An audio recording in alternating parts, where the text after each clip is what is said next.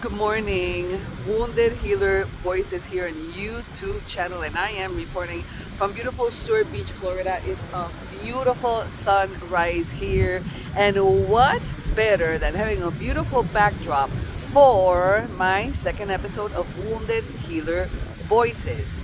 I have a deck of cards from the John C. Maxwell Leadership, and it's an amazing deck of cards that has table topic questions.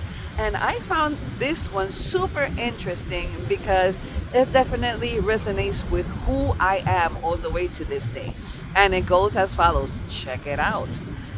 Who or what has made the most lasting impact on you or in your life? My father, definitely, without a doubt. My father and I had such a beautiful relationship, and his life was cut short at the tender age of 43. I was 8 years old when I lost him. He was killed in his place of business, unfortunately. And the turn of events after that, there was no turning back from that tragic moment. But along the years and through the years, I have noticed more and more that the most important person that has made such a lasting impact in my life is my father. God bless his soul. My father was disciplined. My father was a go getter. My father was impactful. My father was a good soul.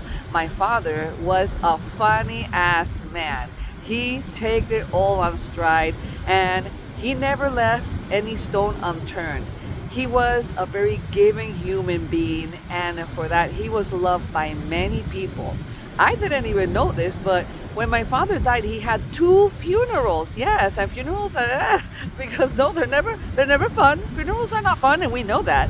But he had two funerals, and that's how loved this man was. He had one in New York City and another one in Puerto Rico, and that says it all. That says a lot about the impact that one person can leave in so many people's lives. And yes, he was my all. He was my person. He was definitely he was and he is still to this day the most impactful person, and the one that had the most lasting impact in my life, that is for sure.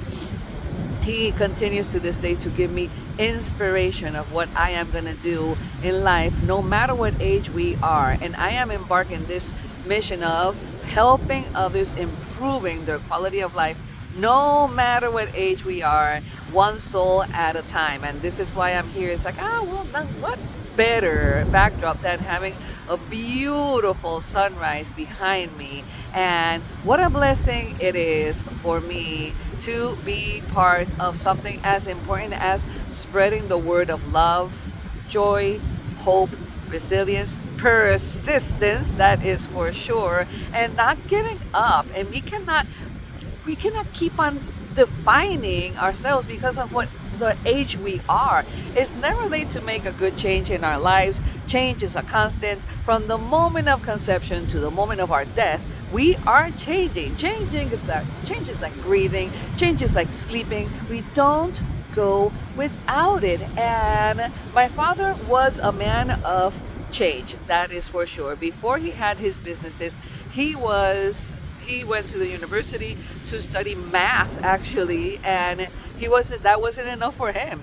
He wanted to go study law, but my grandfather told him, nah, you're not studying law because you're a rebel and la la la la. And he said, well, you want to see rebelliousness? He went to the military. Imagine that. And in those times, he didn't know the English language. He really didn't.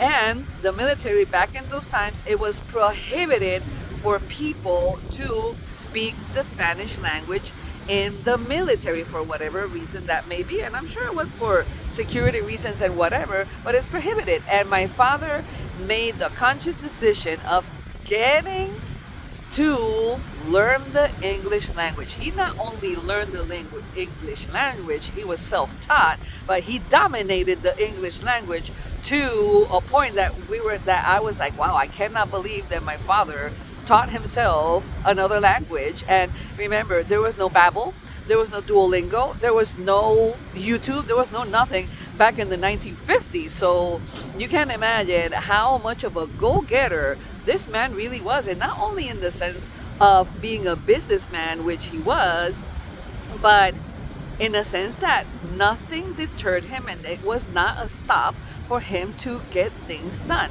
He was a man of a lot of work. He was never scared of work, and this is the impact that my father left behind.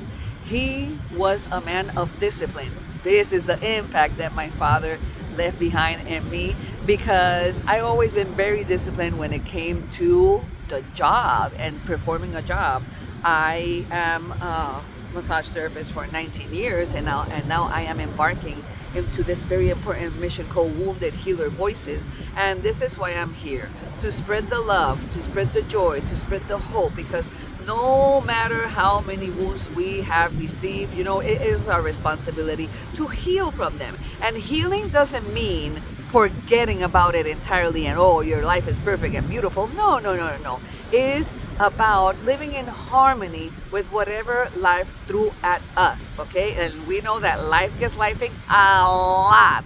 We know that. So with that said, I hope that you keep on enjoying this beautiful backdrop here in beautiful Stuart Beach, Florida. I am going to turn around and appreciate how impactful this beautiful morning is being on me. There's always another sunrise. There's always another way to create impact. And this is why Wounded Healer Voices is here. And my husband will be joining me on an episode of Wounded Healer Voices, because we're going to be talking about a very important conversation, which is blended families and how to cope and how much of an impact keeps on creating on my husband and I. Take care now, and I'll see you next time. Bye.